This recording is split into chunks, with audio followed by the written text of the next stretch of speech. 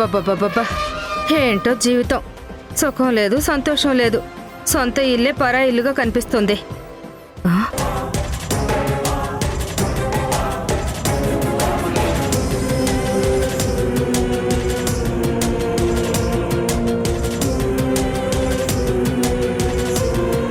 ఏంటే రెడీ అయ్యావు? ఎవరి కోసం ఎదురు చూస్తున్నావు? అమ్మా, మా లాయర్ గారు ఫైల్ పంపిస్తా అని నాకు ఫోన్ చేశారు. ఫైల్ కోసమే ఎదురు చూస్తున్నా. అంటే నువ్వెక్కడికి వెళ్ళడం లేదా? మరి ఎందుకు ఇంత అందంగా రెడీ అయ్యావు? అమ్మా, పచ్చకామర్లు వచ్చిన వాడికి లోకమంతా పచ్చగా కనిపించినట్టు అలా ఉంది నీ వ్యవహారం. నార్మల్గానే రెడీ అయ్యాను. నా బుర్ర తినకుండా నువ్వు వెళ్ళమ్మా. లేదు లేదు, నాకేదో తేడా కొడుతుంది. నీ వాలకం మారింది, నీ బట్టలు మారే. అమ్మా, నిన్ను వదినా వదినా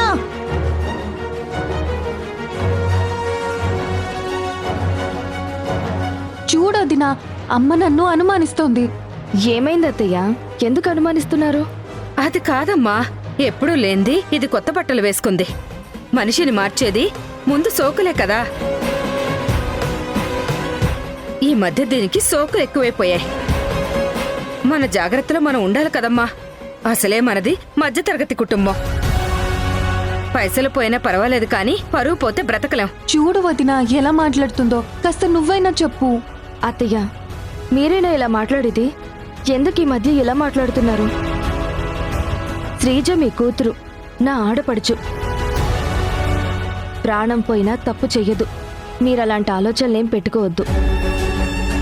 ఏంటి ఇంకా అలానే చూస్తున్నావు? వదిన చెప్పింది కదా, నా బుర్ర తినకుండా ఇంక వెళ్ళు. సరే సరే, నాకేదైనా తేడా కొట్టాలి, అప్పుడు చెప్తా నీ పని. శ్రీజ, నువ్వు అత్తయ్య మాటలేం పట్టించుకోకు. చాలా థ్యాంక్స్ వదినా.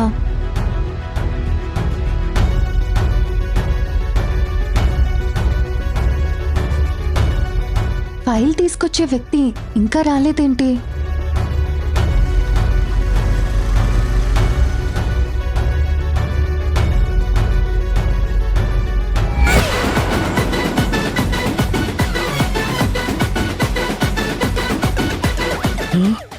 వామ్మో, నేను తెలియకుండానే ఈ ఇంటికి వచ్చేసానా? పెద్దావిడ మొన్ననే చితకబాదింది.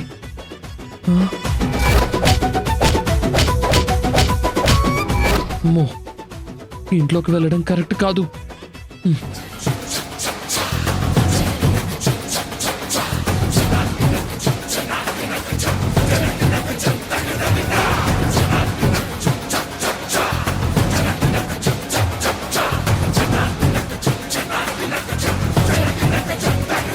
ఈ ఫైల్ ఎలా ఇవ్వాలి?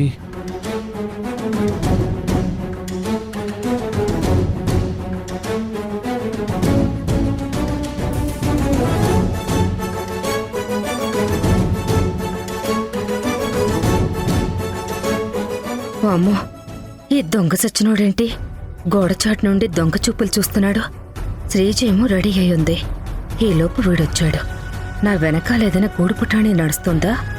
లేదు, సంధ్య చెప్పినట్టు నా కూతురు అలాంటిది కాదు. ఎందుకైనా మంచిది, వెళ్ళి చూస్తాను.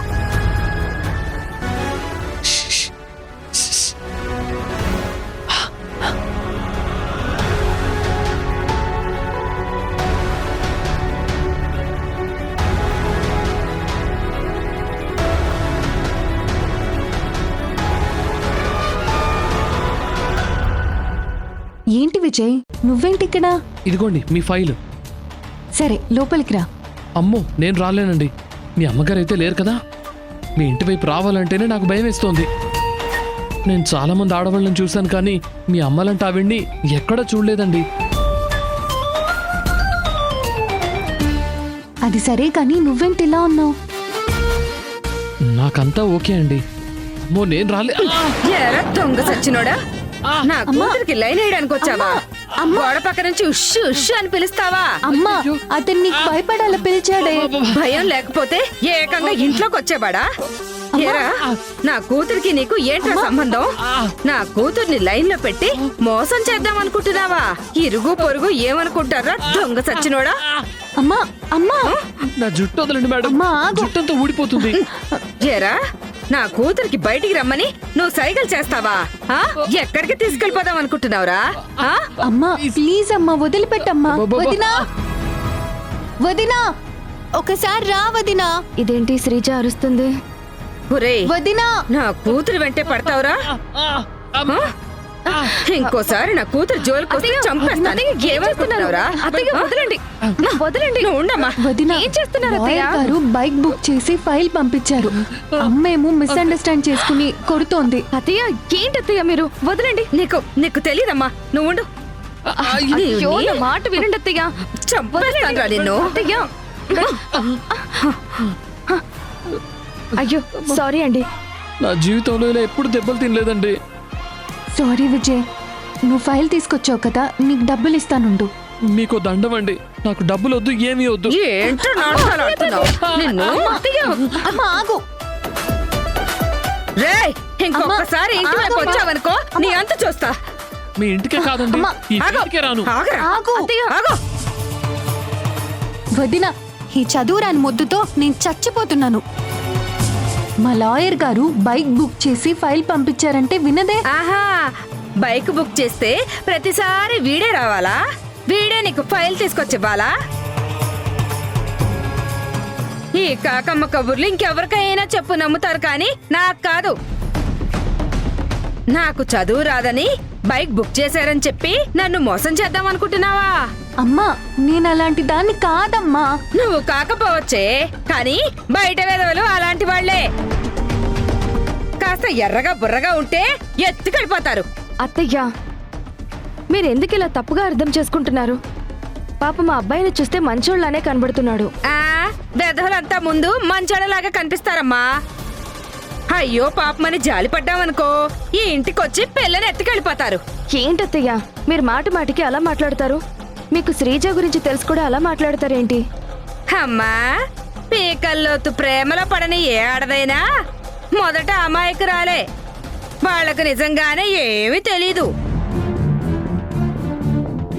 ఒక్కసారి మాయలో పడిన తర్వాత అందరి కళ్ళు కప్పి చెక్కేస్తారు. అందుకే మన జాగ్రత్తలో మనం ఉండాలి. ఇంకోసారి వాడు రాని, వాడి సంగతి చెప్తాను.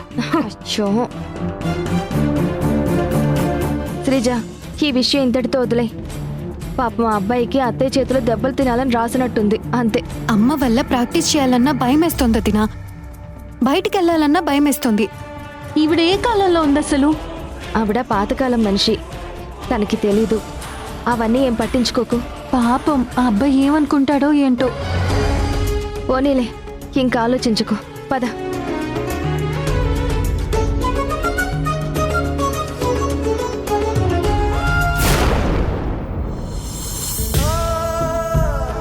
మన జీవితంలోకి మౌనికను ఎందుకు తీసుకొస్తున్నారు? అసలు మౌనిక భర్త ఎవరు? తన పెళ్లి విషయంలో మీరు ఇన్వాల్వ్ అవడం ఏంటి? పెళ్లి విషయంలో ఇన్వాల్వ్ అయ్యానంటేనే ఇంత గొడవ చేస్తోంది.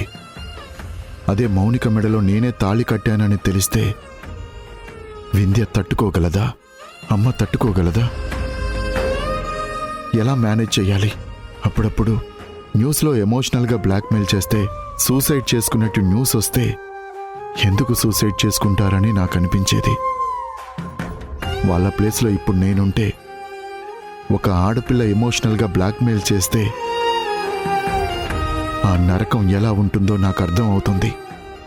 ఇప్పుడు నాపై మా అమ్మ, నాన్న, వింధ్య, నా కూతురు, నలుగురి జీవితాలు ఆధారపడ్డాయి.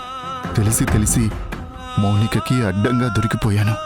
వింధ్యకి, మా అమ్మకి ఉన్న కామన్ సెన్స్ కూడా నేను వాడలేకపోయాను. అయ్యో పాపం అనుకుంటే ఇంత దూరం వచ్చింది. రాజేష్, అమ్మా. ఏంట్రా అంత కంగారు పడుతున్నావు? అబ్బే ఏం లేదమ్మా. ఇలా ఒక్కడివే ఇక్కడ కూర్చుని ఏం చేస్తున్నావు? త్వరగా బయలుదేరదాం పదా. ఎక్కడికమ్మా? గుడికి. సడన్ గా గుడికి వెళ్దాం అంటున్నారేంటత్తయ్యా? మళ్ళీ మీ జీవితంలోకి మౌనిక వచ్చింది. ఎప్పుడు ఏ సమస్యలు వస్తాయో తెలీదు. రాత్రంతా నిద్రపోలేదు. మిమ్మల్ని ఇద్దరిని గుడికి తీసుకెళ్లి మీ ఇద్దరి చేతుల మీదుగా దోష నివారణ పూజ జరిపిస్తాను. మీ ఇద్దరి మధ్య ఏ సమస్యలు రాకుండా పంతులు గారితో మాట్లాడి దీనికో పరిష్కారం చూపించాలి. త్వరగా రండి. ఏంటమ్మా ఇది? గుళ్ళు గోపురాలు తిరిగితే సమస్యలు సాల్వ్ అయిపోతాయా? ఇంకా ఏ కాలంలో ఉన్నావమ్మా? నా నమ్మకం నాది రాజేష్. నువ్వు గుడికి వస్తావా రావా? ఏమండి, వెళ్ళకపోతే అత్తయ్య బాధపడతారు. పదండి. నిజానికి నేను కూడా గుడికి వెళ్ళాలనుకున్నాను. లేదంటే ఈ మౌనిక పీడ వదలదు. అది నరరూప రాక్షసి. దాని పీడ వదలాలంటే దైవ సంకల్పం అవసరం. అత్తయ్య, పదండి గుడికి వెళ్దాం. మౌనిక పీడ వదిలించుకోవడానికి గట్టిగా పూజ జరిపిద్దాం. స్వామి, ఓ మంచి స్వామి, అడగగానే మొగుడినిచ్చావు, అడగకుండానే తాళి కూడా ఇచ్చావు. ఇన్ని ఇచ్చిన నువ్వు నాకు కొడుకునో కూతుర్నో ఎప్పుడిస్తావు స్వామి? సర్వసంపదాం లోకాభిరామం శ్రీరామం భూయో భూయో నమామ్యహం. ఏంటమ్మా, కోరుకోకూడని కోరికలు ఏమైనా కోరుకున్నావా? ఇలా హారతి కొండెక్కిందేంటి? అయ్యో పంతులు గారు, గాలి రావడం వల్ల హారతి కొండెక్కింది, కానీ నా కోరికకి దీపం కొండెక్కడానికి అసలు సంబంధమే లేదు. నేనిప్పటి వరకు ప్రకృతి విరుద్ధమైన కోరికలు చాలా కోరుకున్నాను. అన్నీ నెరవేర్చాడా దేవుడు? అన్నీ చేసినవాడు నా ఈ చిన్న కోరిక నెరవేర్చడా? ఇంతకీ ప్రకృతి విరుద్ధమైన కోరికలు ఏం కోరుకున్నావమ్మా? లిస్ట్ చాలా ఉందిలేండి. ఇప్పుడైతే నన్ను మా బావని కలపమని ఆ దేవుని కోరుకున్నాను. అదేంటమ్మా, నీ మెళ్ళో తాళుంది కదా? మా బావే నా భర్త, తన పేరు రాజేష్. మా ఇద్దరిని కలపమని దేవుణ్ణి కోరుకుంటున్నాను. అదేంటమ్మా, మెళ్ళో తాళి కట్టాడు అంటున్నావు, మళ్ళీ కలపమని కోరుకోవడం ఏంటి? అయ్యో, అదంతా లేండి పంతులు గారు, మీకు ఇప్పుడు చెప్పినా అర్థం కాదులే గాని, నా పేరు మౌనిక, మా ఆయన పేరు రాజేష్. మా ఇద్దరి పేర్ల మీదుగా గట్టిగా అర్చన చేయండి. మేమిద్దరం కలకాలం కలిసి ఉండాలని స్వామివారికి గట్టిగా చెప్పండి. అలాగేనమ్మా.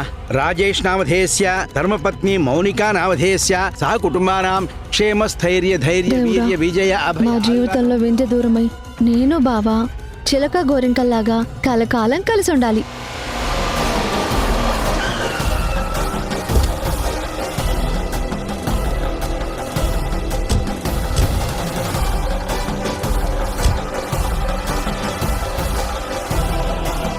అయినా నేనేం కోరుకున్నానయ్యా? మా ఆయన నాతో కాపురం చేసేలా చూడు అని కోరుకున్నాను తప్ప, మెడలో తాళి కట్టాక కాపురం చేయాలి కదా. నేను బావా పీటల మీద కూర్చుని సత్యనారాయణ స్వామి వ్రతం చేసుకున్నాం. మా ఫోటోలు చూస్తుంటే మేము మేడ్ ఫర్ ఈచ్ అదర్లా ఉన్నాం. స్వామి, అందరూ నాకు పెళ్లి కాదు అన్నారు, కానీ అయ్యింది. మా బావ నా మెళ్ళో తాళి కట్టడు అన్నారు, కానీ కట్టాడు. దేవుడా, ఓ మంచి దేవుడా, ఎప్పుడూ మంచి వాళ్ళనే కాదయ్యా, అప్పుడప్పుడు నాలాంటి చెడ్డ వాళ్ళని కూడా కాస్త ఆశీర్వదించయ్యా. నేనేమి నిన్ను ఆస్తులు అడగట్లేదు, అంతస్తులు అడగట్లేదు, మా బావను అడుగుతున్నాను, ప్లీజ్. శుభం. బావా, బావా. ఏయ్, దూరం జరుగు. నువ్వేంటిక్కడ? అత్తయ్య, ఎవరి పీడ వదిలించుకోవాలని మనం ఈ గుడికొచ్చామో ఆ పీడ మన వెంట పడేలా ఉంది. ముందు మనం వేరే గుడికి వెళ్దాం. పదండి అత్తయ్య. తప్పు వింధ్య. గుడికి వచ్చి ఎవరి వల్ల దేవుడి దర్శనం చేసుకోకుండా పూజ చేయించుకోకుండా వెళ్ళకూడదు. మనం ఇక్కడే పూజ చేయించుకుందాం. ఇలాంటి చీడ పురుగులు మనల్ని వదలాలని కోరుకుందాం. బావా, దేవుడు నా వైపు ఉన్నాడు. అసలు నువ్వు నా కోసమే వచ్చినట్టున్నావు బావా. ఏయ్, నీకేమైనా మెంటలా? బుద్ధుందా? మెళ్ళో తాళి పెట్టుకుని ఇంకా నా మొగుడి వెంట పడతావేంటి? పవిత్రమైన గుడిలో ఇలాంటివి చేస్తుంటే ఎంత అసహ్యంగా ఉంది. నీ పీడ వదలాలని పూజ చేయించుకోవడం కోసం ఇక్కడికి వచ్చాం. సారీ సిస్టర్, నువ్వు ఏ కోరికైనా కోరుకో, కానీ నీ కోరిక నెరవేరదు. ఎందుకంటే నేను ఒకసారి తగులుకున్నాక వదులుకోవడం కుదరదు. తగులుకోవడం ఏంటి? ఏం మాట్లాడుతున్నావు? బాబా అడుగుతుంది కదా, చెప్పు.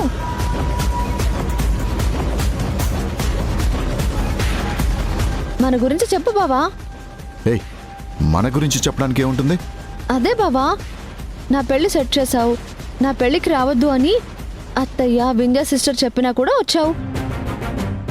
దగ్గరుండి పెళ్లి కూడా జరిపించావు.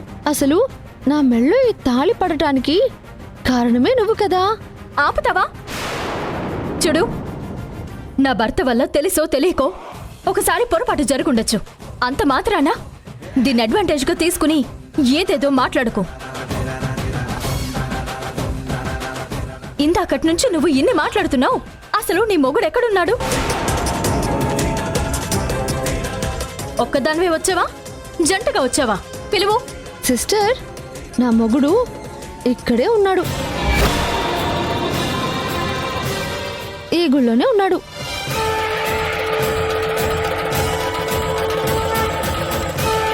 అయితే పిలువు. బావా,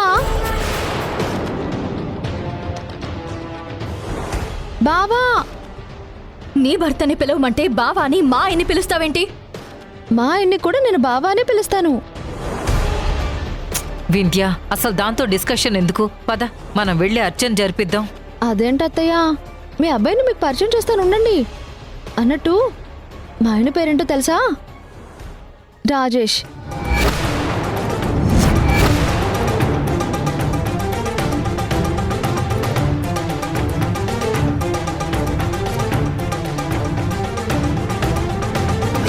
అచ్చం బావలాగే ఉంటాడు.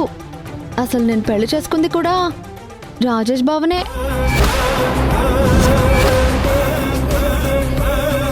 అదే రాజేష్ బావ లాంటి వ్యక్తినే పెళ్లి చేసుకున్నానని చెప్తున్నాను. నా మెడలో తాళి కట్టిన వ్యక్తి కూడా నీకు తెలుసు బావా. సిస్టర్కి నువ్వే చెప్పు. నీలాగే హ్యాండ్సమ్గా ఉంటాడు, నీలాగే మ్యాన్లీగా ఉంటాడని చెప్పు బావా. మౌనిక, ఎందుకు వచ్చావు ఇక్కడికి? దయచేసి వెళ్ళిపో. అదేంటి బావా, నువ్వు నీ భార్యతో గుడికొచ్చినప్పుడు నేను మా ఆయనతో గుడికి రాకూడదా? ఈరోజు నేను మా ఆయనతో కలిసి అర్చన జరిపించుకోవడం కోసం వచ్చాను. లక్కీగా టైంకి నువ్వే వచ్చావు. ఏయ్ మెంటల్ దానా, ఏం మాట్లాడుతున్నావు? మీ ఆయనతో కలిసి అర్చన జరిపించుకోవడానికి వచ్చానంటూ మళ్ళీ మా ఆయన్ని లక్కీగా వచ్చావంటున్నావు. అసలు మతుండే మాట్లాడుతున్నావా? వింధ్య, తనతో ఎంతసేపు డిస్కషన్ చేసినా ఇదే గోల. దీని పీడ ఎలా వదులుతుందో పంతులు గారిని అడిగి పూజ జరిపిద్దాం పదా. వెళ్ళండి అత్తయ్య, వెళ్ళండి. మీరెన్ని పూజలు చేసినా నేను వదలను. అయినా వింధ్య, నిన్నగాక మొన్న మెళ్ళో తాళి కట్టించుకున్న నీకే బావ మీద ఇంత ప్రేమ ఉంటే, పుట్టిన దగ్గర నుంచి బావా బావా అంటూ వెంటపడి బావే ప్రపంచంగా బ్రతికిన నాకు ఇంకెంత ప్రేమ ఉండాలి? దేవుడు నాకు అన్యాయం చేయడు, అన్నీ చూస్తూనే ఉంటాడు. వింధ్య, దాని మాటలేం పట్టించుకోవద్దు, నువ్వు పదా.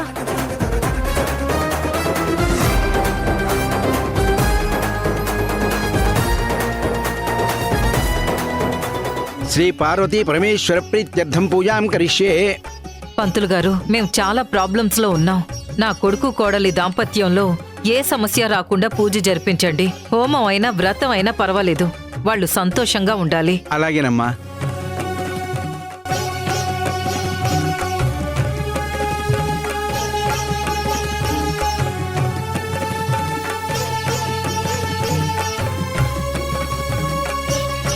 బావా ఈ డ్రెస్లో చాలా అందంగా ఉన్నాడు. నేను బావ ఇద్దరం కలిసి ఎప్పుడు గుడికొస్తామో, ఎప్పుడు కలిసి ఇద్దరం బైక్ మీద తిరుగుతామో, ఇద్దరం బయట ప్రపంచానికి భార్యాభర్తలుగా ఎప్పుడు పరిచయం అవుతామో. దేవుడా, ఓ మంచి దేవుడా, కాస్త చూడయ్యా, మా ఇద్దరిని కలుపయ్యా. అక్కడుందే వింధ్య, తనని పక్కన పెట్టు. బావది నాది ఈడు జోడు చాలా బాగుంటుంది. అసలు నా అందం ఎక్కడా, వింధ్య అందం ఎక్కడా? నా చరిష్మా ఎక్కడా, వింధ్య చరిష్మా ఎక్కడా? మా బావ నా కొంగు పట్టుకుని తిరిగేలా నువ్వే చేయి స్వామి, ప్లీజ్ ప్లీజ్, వినపడుతుందా? కాస్త నా గురించి కూడా ఆలోచించు.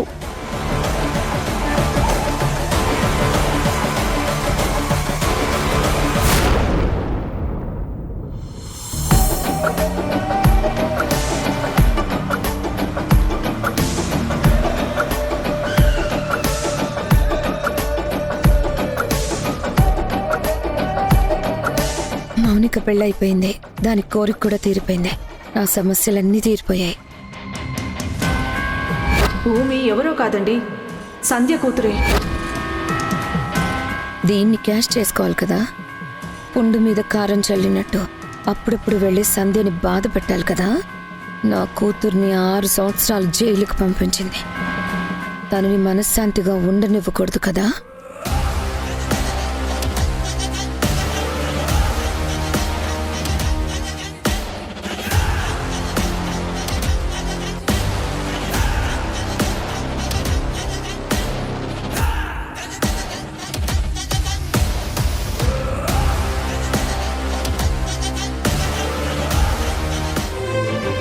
సిస్టర్, నువ్వు ఇక్కడి నుంచి సంతోషంగా వెళ్ళాలి, గెలిచే వెళ్ళాలి.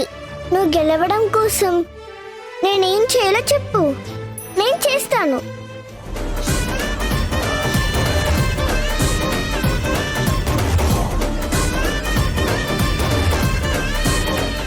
భూమి,